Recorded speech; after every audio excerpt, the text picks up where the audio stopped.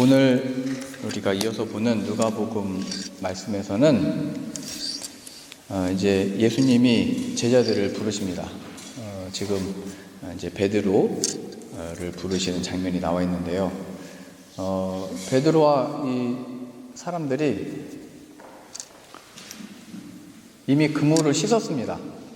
이제 배 그만 타려고 오늘 물고기 한 마리도 못 잡았고 일 끝났다 이랬는데 갑자기 예수님이 배에 오르시면서 배를 띄우라고 그러고 그 배 위에서 말씀을 육지에 있는 사람들에게 이제 전하시다가 이제 깊은 데로 가서 그물을 내려라 이 말씀하십니다. 깊은 데로 가서 그물을 내려라. 지금 베드로는 하루 종일 밤새도록 고생하고 아무 소득을 못 받고 잡은 게 없는데 깊은 데로 가서 그물을 내려라 이제 이 말씀하시는데요. 여기에 또 베드로는 내가 말씀에 의지하여서 또 내려보겠습니다 이렇게 말을 합니다. 오늘 이 말씀을 통해서 우리에게 하고 싶은 것은 주 예수를 믿으라 이 말이 어찌 보면 우리들의 삶 속에 있어서 허무맹랑한 말처럼 들릴 수 있습니다. 나는 지금까지 애써오고 힘써왔고 노력해왔고 그 결과가 없는데 갑자기 오셔가지고 깊은 데에다 불을 내려라. 아니 내가 지금 내 앞에 서 있는 당신보다 내가 더 잘 알고 내가 힘쓰고 애쓰고 내가 이 분야에 대해서는 내가 앞선 자인데 이게 뭘 아십니까? 이렇게 할 수도 있는데 그때 베드로는 그 말씀대로 그물을 내려봅니다. 그러니까 우리들에게도 주 예수를 믿으라 이 진리의 말씀과 하나님의 이 복음을 믿으라고 하는 이 내용이 우리들의 삶에서 어떻게 들려지고 있는지를 이제 점검하시면 됩니다. 내가 주 예수를 믿으라라고 들었을 때 지금 내 상황에 나에게 주어진 모든 일들 속에 그 예수님은 어떤 분이시냐 이걸 자꾸 우리들로 하여금 떠오르게 하고 있는 겁니다. 나에게 주어진 일터와 가정과 상황과 펼쳐지고 있는 이 세상 일들 속에 주 예수를 믿으라 이 얘기를 하고 계시는 건데 예수님은 이 당신 때 오셔가지고 이 시대 속에 오셔가지고 내게로 와라. 누구든지 목마르거든 내게로 와서 마셔라. 수고하고 무거운 짐진 자들아 다 내게로 오라. 다 내게로 오라고 말씀을 하셨죠. 그래서 우리들에게 주어진 모든 상황과 일들 속에 예수님을 믿는 게 도대체 뭐냐 이거를 기억하고 생각하게 하고 참된 진리로 이 말씀 우리를 이끌고 있습니다. 지금 베드로로 보자면 다 끝난 겁니다. 지금 일은 나 물고기 오늘 그만 잡을래 했죠. 근데 그 속에서 예수님이 명하신 대로 했더니 물고기가 배가 잠길 정도로 2배에 가득 채울 정도로 많이 잡히게 됩니다. 이게 우리들에게 보여주는 게 뭐냐면 이제 예수님을 믿음으로 우리들에게 펼쳐지는 일들이 뭐냐라고 했을 때 내가 지금까지 했던 힘으로 안 한다 이 얘기입니다. 베드로의 힘으로 내가 그를 이제 사람 취하는 자로 삼을 건데 나의 이 사역과 하나님의 일을 위해서 사용할 건데 베드로의 힘으로 안 할 거다 이거를 보여주는 거예요. 우리들의 삶에 있어서도 더 이상 우리들의 능력이나 힘으로 하지 아니하고 우리가 가진 재능이나 어떤 달란트로 하지 않고 우리들에게 주신 어떤 힘과 지혜로 하지 아니하고 내가 하겠다 이거를 보여주는 겁니다. 그것을 가리켜 순종이라고 그러고 믿음이라고 그러는 겁니다. 내가 믿음으로 해냈습니다 이런 차원으로 주어진 게 아니고 아니 저 믿음이 뭐냐라고 했을 때 그 믿음은 하나님이 이루시는 구원이요 하나님의 사역이다. 저 사람이 순종함으로 이뤘다 이거를 말하고 싶은 게 아니고 순종이 뭐냐면 베드로가 지금까지 힘쓰고 애써서 이 시몬이라고 하는 자가 자신의 평생에 해왔던 기술로서 안 됐는데 하나님이 해내시더라 이거를 나타내는 거예요. 순종. 그래서 내가 말씀에 의지하여 내가 이제 하겠습니다 이 표현은 내가 이제 하나님께 도움을 받아서 힘을 얻어서 새로운 능력과 지혜로 하겠습니다 이런 차원이 아니고 그 베드로는 할 수 없는데 그 믿음을 통하여 하나님이 드러나고 있는 것이고 예수님의 말씀이 무엇인지가 드러나고 있는 것이고 우리들이 지니고 있는 믿음과 이 삶을 통하여 그 하나님이 얼마나 위대하신지를 나타내시겠다, 이 얘기입니다. 그래서 이것은 무엇이 된다, 안 된다의 차원이 아닙니다. 물고기를 저렇게 하면 베드로가 잡을 수 있을까, 못 잡을까의 차원이 아닙니다. 이거는 안 되는 곳에서 안 되는 시간에 만들어내신다, 이거를 계속 표현하고 있는 거예요. 우리가 뒤에서 확인하시겠지만 이거는 죽음에서 부활하신 그 아들의 생명이 무엇인지를 이미 거기서 나타내고 보여주고 있는 겁니다. 베드로, 네가 알고 있는 그 물고기 잡는 그 위치 너 잘 알고 있지? 또 그 시간 잘 알고 있지? 물고기가 움직이는 때를 알고 있지? 근데 그걸로 안 해. 넌 다 끝났다고 생각했지? 이제 내가 하는 걸 봐라. 그걸 발견하는 게 믿음이고 우리의 순종인 겁니다.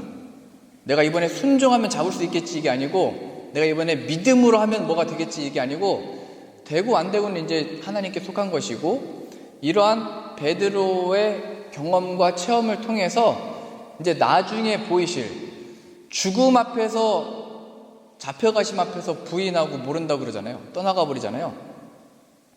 이제 하나님이 이루실 일, 부활을 통해서 나타내실 그 영광과 그 믿음과 그 순종으로 부르시기 위해서 이미 계속 지금 가르치고 나타내시고 있는 겁니다. 그러니까 우리들의 삶 속에 이런 기적들을 맛보았던 때가 있잖아요. 와, 하나님이 아니면 이런 일들이 정말 내 삶에 경험할 수 있을까? 이런 놀라운 일들도 나도 경험을 하는구나. 하나님이 먹이시는구나. 입히시구나. 이런 경험들을 허락하시는 이유는 우리를 십자가 앞으로 데리고 가는 겁니다. 그래, 이게 하나님이 하시는 거지 내 인생과 내 생명이 하나님께 있는 거지를 가르치시기 위하여 허락하신 것이고, 그 경험과 모든 체험들은 다 그래서 부활의 생명을 내가 얻었느냐로까지 인도하는 겁니다. 오늘 말씀에서는 베드로가 처음에 예수님을 뭐라고 부르냐면 선생님이라고 부릅니다. 그 다음에는 예수님의 말씀에 순종해서 또 물고기를 많이 잡으니까 뭐라고 얘기하냐면 주여로 이렇게 바뀝니다. 바뀌는 거죠. 그러면서 더 놀라운 거는, 그럼 주님을 발견했으면 뭐 나와 함께 해 주십시오, 나를 뭐 변화시켜 주십시오, 나를 뭐 책임져 주십시오 이렇게 해야 되는데 오히려 나를 떠나가 주십시오, 나는 죄인입니다, 이 얘기가 등장합니다. 이게 굉장히 의미 있는 이야기입니다. 아담과 하와가 범죄한 이후에 하나님이 찾아오셨을 때 우리 잘못했습니다 이렇게 나간 게 아니잖아요. 그 형벌과 너 죽을 거야 라고 했던 하나님에 대한 두려움을 가지고 하나님이 찾아오셨을 때 나무 뒤로 숨어버립니다. 이게 정상적인 거라는 거예요. 이게 율법적인 차원에서의 말하자면 고백입니다. 그러니까 이 당시 때 정죄받는 게 뭐냐면 율법을 못 지켰던 것, 하나님의 말씀대로 살지 못한다는 것이 바리새인들이 가르쳤던 대로, 또 율법 교사들이 가르쳤던 대로 이렇게 못했는데 어떻게 하나. 이게 자연스러운 거예요. 그게 주라는 것을 발견했으면 나를 떠나소서. 우리가 주님을 만났을 때, 우리가 성경 공부 시간에도 보셨듯이 하나님이 그 떨기나무에 불 가운데 임하셨을 때 그 엎드리는 거잖아요. 하나님을 바라보지 못하는 겁니다. 하나님 앞에 서 있는 자로서 그 두려움과 그것을 어디 피할 길이 없는 겁니다. 근데 예수님은 이것을 어디로 이제 돌이키시는 거냐면, 율법적인 차원에서의 죄인이 아니고 이제 예수님이 있고 없고의 차원으로 그를 이끄시는 겁니다.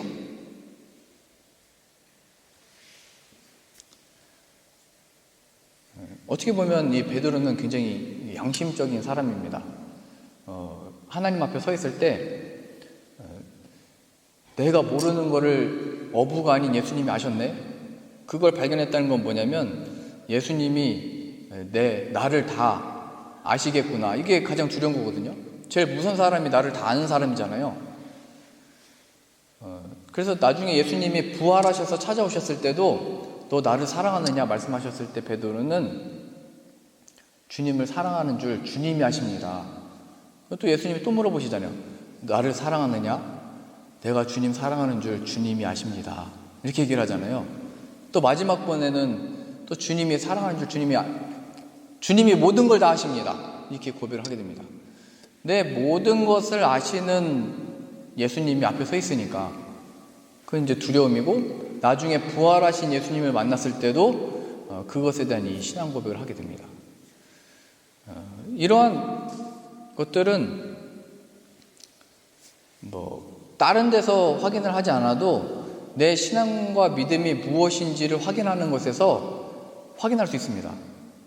예수님이 이렇게 무엇인가 그걸 믿음으로 순종함으로 이룰 수 있을까 못할까의 차원이 아니고, 안 되는 곳에서 또 안 되는 시간에 하나님이 만드시는 이 구원의 역사를, 나는 맨날 일주일 동안 하나님을 떠나서 살았고 범죄함으로 살았고 죄짓고 살았고 하나님 생각하지 않고 살았는데도 하나님이 나를 붙드시고 구원하신다라고 하는 그 사실에서 우리는 이걸 확인하게 되는 겁니다.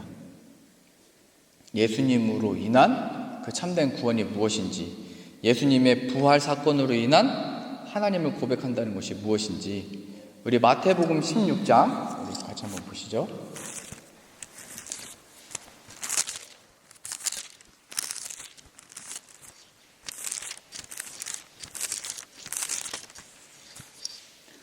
마태복음 16장 13절입니다. 우리가 잘 아시는 말씀입니다. 마태복음 16장 13절. 이제 베드로가 예수님과 함께 생활하다가 예수님이 물어보십니다. 예수께서 빌립보 가이사랴 지방에 이르러 제자들에게 물어 이르시되 사람들이 인자를 누구라 하느냐? 이르되 더러는 세례 요한, 더러는 엘리야, 어떤 이는 예레미야나 선지자 중에 하나라 하나이다.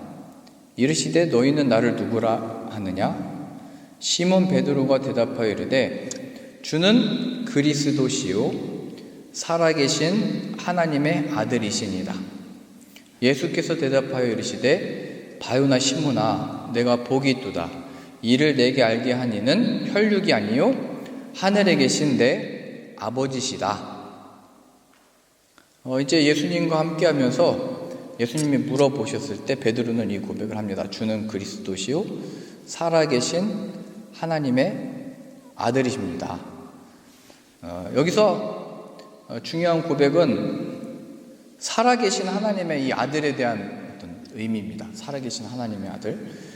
살아계시다는 것은 내가 눈앞에 계시고 하나님이 보내신 아들이다, 이 신앙 고백이 있는데, 어떤 차원과 의미냐면 21절 보시죠.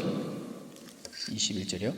이때로부터 예수 그리스도께서 자기가 예루살렘에 올라가 장로들과 대제사장들과 서기관들에게 많은 고난을 받고 죽임을 당하고 제3일에 살아나야 할 것을 제자들에게 비로소 나타내시니 베드로가 예수를 붙들고 항변하여 이르되 주여 그리 마옵소서. 이 일이 결코 주께 미치지 아니하리다. 그러니까 살아계신 주님이다 이 고백을 했잖아요. 근데 그게 어떠한 차원이냐면 베드로의 그 기준과 아는 상식에서는 살아계셔야 되는 예수님인 겁니다. 살아계셔야 되는 차원이요. 그 차원은 뭐냐면 아까 처음 베드로를 부르셨을 때 이제 베드로의 능력으로 하지 않는 거잖아요. 깊은 데로 가서 그물을 내려라. 그건 뭐 깊은 곳에 가는 어떤 방법을 말씀하신 게 아니고 예수님께서 이제 하시겠다 이걸 가르치시는 건데, 이제 그 예수님이 하시는 말씀은 이제 나는 고난을 받고 죽은 다음에 살아날 거다 이렇게 얘기를 했더니 베드로의 생각에는, 자신이 보기에는 이게 죽으시면 안 되는 거죠. 그 예수님이 고기를 잡게 하셨던 예수님이 이제 나로 하여금 사람을 취하겠다고 하셨는데 이 일이 이루어지려면 예수님이 살아계셔야죠. 말하자면 이렇게 얘기를 한 거예요. 예수님이 살아계셔야 뭔가 능력이 나타날 거 아닙니까? 그러니까 여기서 아까 주의 말씀을 의지하여 그물을 내리고 주님을 또 사랑하는 마음과 예수님을 바라는 마음에서 고백한 거잖아요. 죽지 않도록 내가 할 겁니다. 내가 뭐 죽는 데까지 따라가겠습니다. 이런 뭐 고백들을 계속 하게 되는데, 사실은 우리의 신앙과 믿음은 예수님을 향해서 살아계신 그 하나님, 예수 그리스도에 대한 이 고백은 우리가 알고 있는 어떤 차원이 아니라는 거예요. 그래서 23절에 이 말씀이 등장합니다. 예수께서 돌이키시며 베드로에게 이르시되 사탄아 내 뒤로 물러가라. 방금 전에 앞에서는 뭐라고 말씀하셨냐면 야 주는 그리스도시요 살아계신 하나님의 아들입니다. 이 고백은 혈과 육 너의 능력과 지혜나 유대인 아브라함의 자손이기 때문에 알게 된 게 아니고 하나님이 알게 하신 지혜다. 하나님이 알게 하신 총명이다. 하나님이 밝혀 나타내신 계시다. 하나님의 은혜와 영광을 지금도 맛본 거다. 다 이렇게 말씀해놓고 지금 뒤에 와서는 그 베드로한테 바로 또 이 사탄아 이렇게 얘기를 합니다. 뒤로 물러가 버려라. 그래서 이거는 하나님이 하시는 일에 있어서 아까 처음에 얘기했잖아요. 주 예수를 믿으라 얘기했을 때 나 이제 믿었으니까 죄사함 받았습니다. 나 이제 믿었으니까 구원 받았습니다. 이렇게 쉽게 얘기하는 문제가 아니고 이 베드로에게 걸림돌이 되었던 죽으시고 살아나신 것이 무엇인지를 발견해야만 알 수 있는 내용인 거예요. 거기에만이 내가 믿음으로 그물을 내렸습니다의 의미도 발견하게 되는 것이고 순종함으로 이 물고기들을 잡았습니다의 의미도 발견하게 되는 건데 아직 베드로는 지금 주는 그리스도시요 살아계신 하나님의 아들입니다라고 하는 이 멋진 하나님만이 알게 하실 수 있는 이 고백을 다 해놓고도 예수님의 말씀에 순종해서 물고기를 다 잡아놓고도 지금 이 얘기를 듣고 있는 거예요. 사탄아 내 뒤로 물러가라. 내가 주를 위한 사역도 훌륭하게 하고 하나님 앞에 순종함으로 뭔가를 이뤄내고 하나님 앞에 다 했다고 했는데 그래서 나는 그 예수님을 붙들고 있는데 사탄아 내 뒤로 물러가라. 이 얘기를 듣고 있는 겁니다. 23절 다시 보세요. 예수께서 돌이키시며 베드로에게 이르시되 사탄아 내 뒤로 물러가라. 하나님을 대적하는 자야 이렇게 얘기하고 있는 거예요. 하나님을 대적하는 자야 뒤로 물러가라. 하나님의 일을 생각하지 아니하고 도리어 사람의 일을 생각하는도다 하시고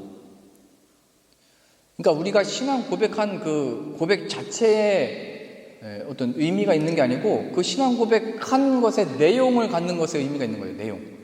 그 내용이 뭐냐면 주는 그리스도시요 살아계신 하나님의 아들입니다에는 그런 고백에 대한 이 마음 하나님의 일을 보게 되는 겁니다. 하나님의 일.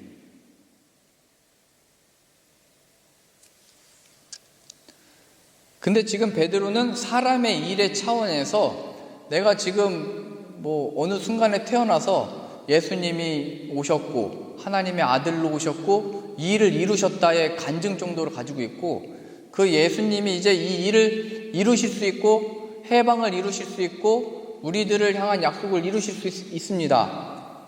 이런 차원이었다면 너 하나님이 하는 일을 넌 하나도 지금 모르고 있다 하시는 말씀이에요. 아니요, 제가 예수님을 믿고 회개도 하고 용서도 받고 구원을 다 받았는데요. 너 하나님의 일을 하나도 지금 모르고 있다. 24절 보세요.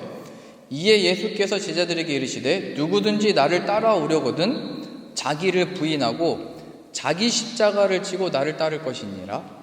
누구든지 제 목숨을 구원하고자 하면 잃을 것이요 누구든지 나를 위하여 제 목숨을 잃으면 찾으리라. 지금 베드로의 마음은 여튼 이게 예수님을 위한다고는 다 고백한 것 같았지만 사실은 자신의 목숨을 위하여 예수님이 살아 계셔야 된다 이렇게 얘기했던 거예요. 예수님이 살아 계셔야 내가 쓰임을 받든 못 받든 이 일도 의미가 있는 거고 이 일이 될지 안 될지도 여튼 예수님이 살아 계셔야 되는 건데 베드로는 이걸 붙들고 있었던 거죠. 이거에 대해서 예수님은 사탄아 내 뒤로 물러가라 이렇게 얘기한 겁니다. 그런 의미에서 다시 18절로 가보세요. 16장 18절이요. 또 내가 내게 이르노니 너는 베드로라. 내가 이 반석 위에 내 교회를 세우리니 음부의 권세가 이기지 못하리라. 내가 천국 열쇠를 내게 주리니 내가 땅에서 무엇이든지 매면 하늘에서도 매일 것이요 내가 땅에서 무엇이든지 풀면 하늘에서도 풀리리라. 지금 카톨릭에서는 이 구절을 가지고 일대 교황을 베드로라고 이제 말을 하는 겁니다. 그에게 천국 열쇠를 주셨고 그가 우리의 일대 교황이고 그 반석 베드로 위에 이 교회가 세워졌다. 이렇게 얘기하는 거예요. 근데 지금 이 베드로 자체를 말하고 있지 않다는 것은 우리 뒤에서 봤잖아요. 이 사탄아 뒤로 물러가라. 그건 어떤 존재에 대한 표현이 아니고 내가 이 반석 위에 교회를 세운다는 것은 주는 그리스도시요 살아계신 하나님의 아들이라고 하는 신앙 고백 속에 예수님의 몸된 교회가 세워지는 것이고 그 예수님의 몸된 교회는 살아계신 하나님의 아들로서 죽음 속에서 나온 하나님의 아들인 겁니다. 죽음 속에서. 근데 그 베드로는 그 죽음을 빼놓고 이게 우리 인간과 생각의 판단에는 이게 죽으면 끝이잖아요. 근데 예수님은 이미 나타내셨죠. 너 일 끝냈었잖아. 너 금을 다 걷어도 다 씻었었잖아. 배를 그래서 다시 육지로 댔었잖아. 그때 내가 잡았던 것을 기억 못하느냐? 이거 주님이 보여주셨던 기적과 일들은 죽음에서 부활이 무엇인지를 설명하고 있었던 것이고 그걸 나타낼 것이고 나타났을 때 그 모든 것들이 하나님이 이것을 보여주시려고 했던 거구나. 그래서 이미 직접적으로 나 이제 고난받고 죽은 다음에 살아날 거야 라고 말씀을 하셨는데도 베드로는 우리가 이렇게 보기에도 지금까지 신앙과 믿음으로 열정을 가지고 고백도 하고 이렇게 했던 베드로지만 몰랐던 거예요. 하나님의 일이 무엇인지. 그래서 여기 나온 천국 열쇠를 내게 준다는 것은 여기 나와 있는 이 베드로에게 이 열쇠를 줘가지고 그에게 무슨 천국 가는 권능이 주어지고 이런 차원이 아니고 베드로도 얘기했듯이 우리가 제사장이 되어서 하나님의 이 복음을 전하는 자로 세움을 받았다는 겁니다. 그리고 이 천국 열쇠를 줬다는 것은 하나님이 이 베드로로 하여금 그걸 만들어내신다는 거예요. 천국 열쇠를 받는 자로 죽으시고 부활하셔서 찾아오시는 역사로요. 이게 끊임없이 우리들이 그 신앙 고백에서도 이게 반복되어져서 확인하는 겁니다.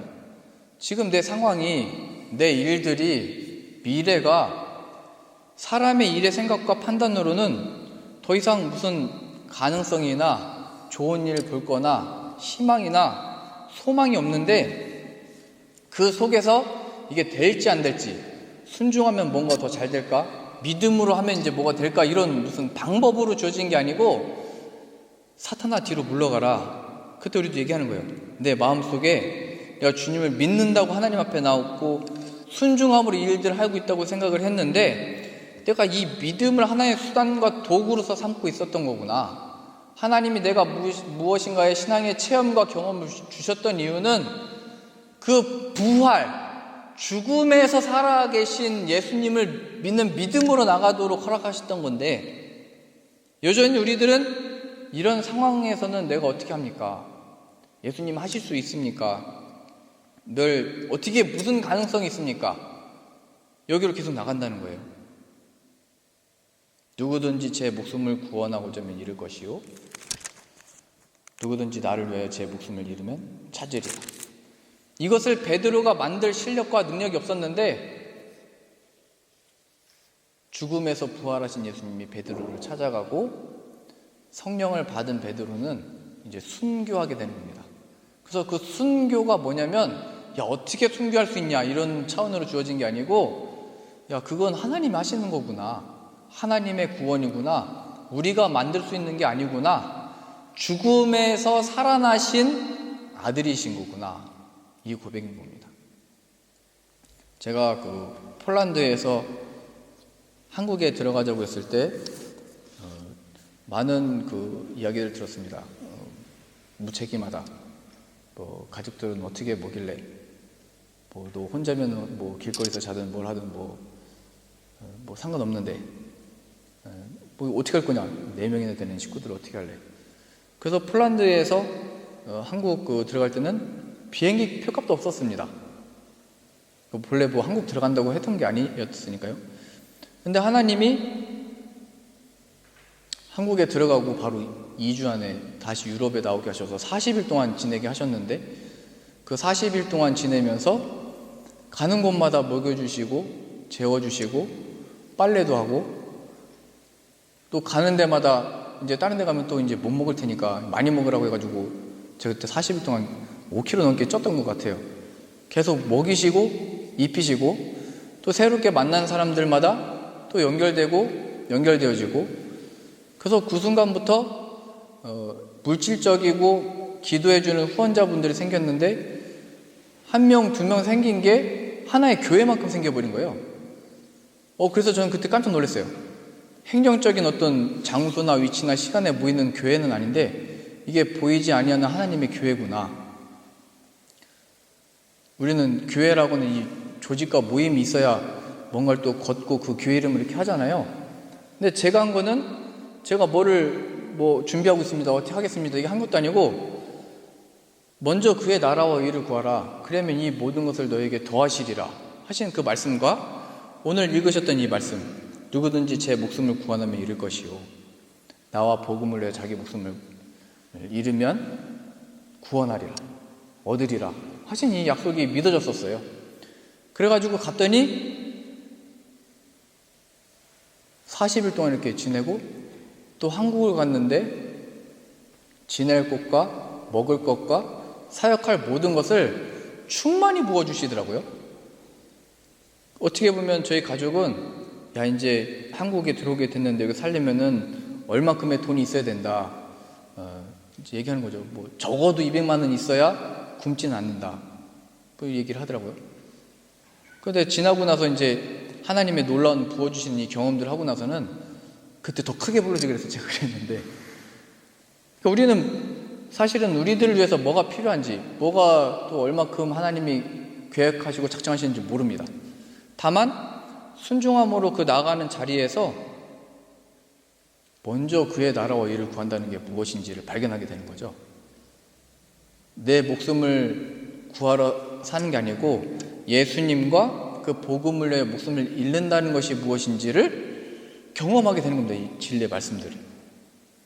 그래서 저는 아주 놀라울 정도로 그 분들을 만나면서 이게 보이지 않는 하나님의 교회구나, 다 연결이 되어져 있구나, 가는 곳마다 하나님이 먹이시고 입히시는구나를 경험을 한 겁니다.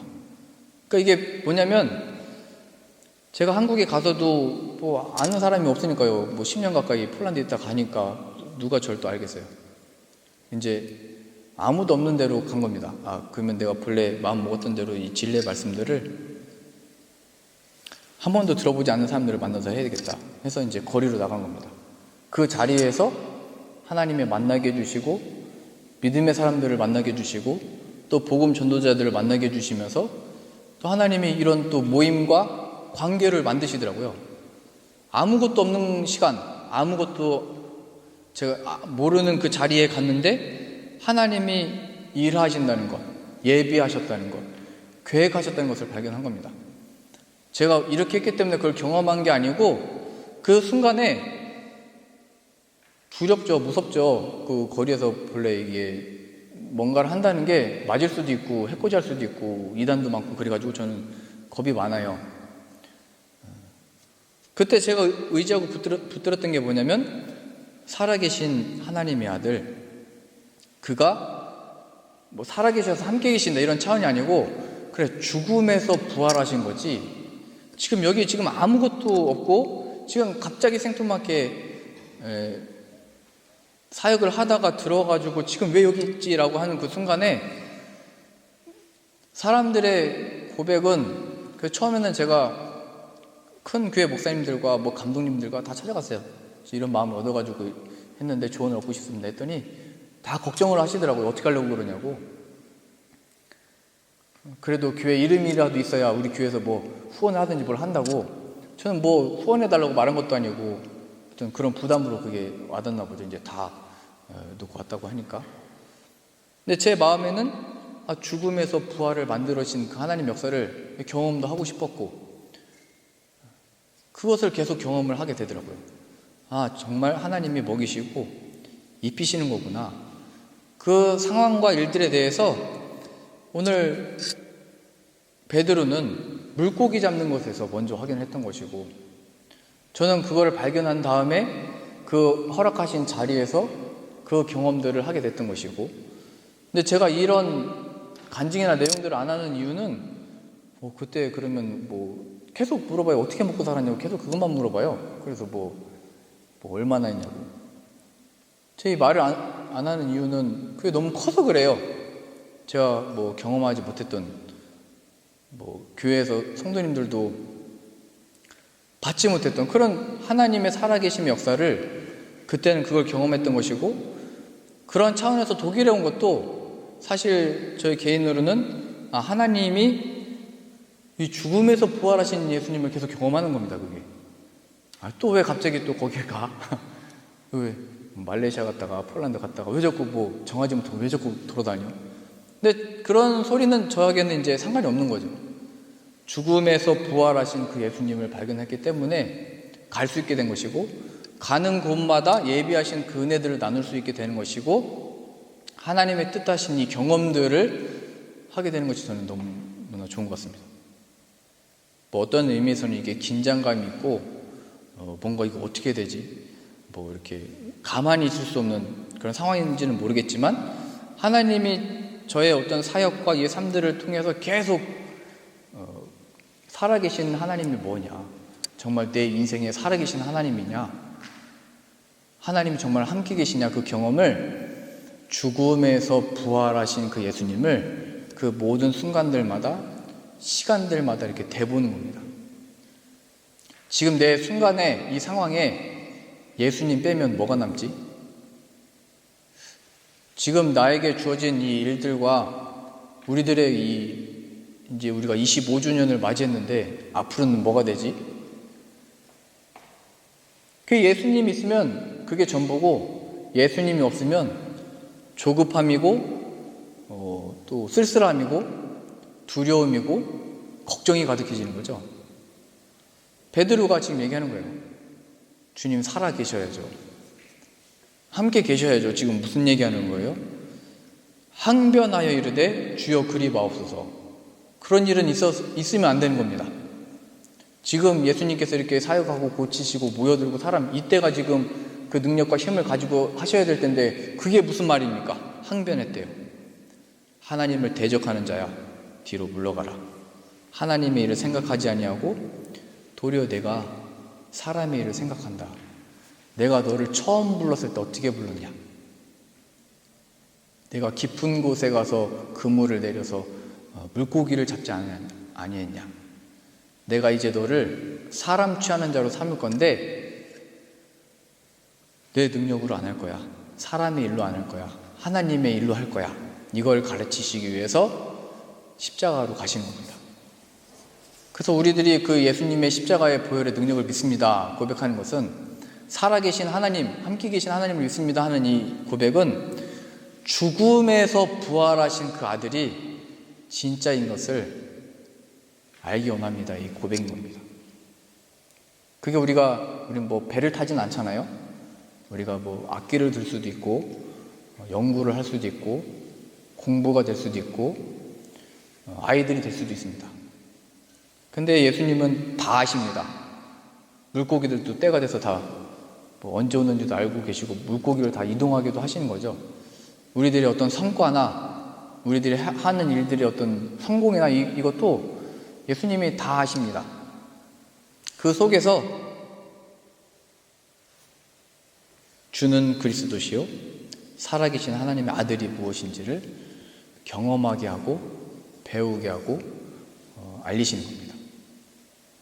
그래서 베드로가 이렇게 고백을 합니다. 베드로전서 2장 우리 가보시죠.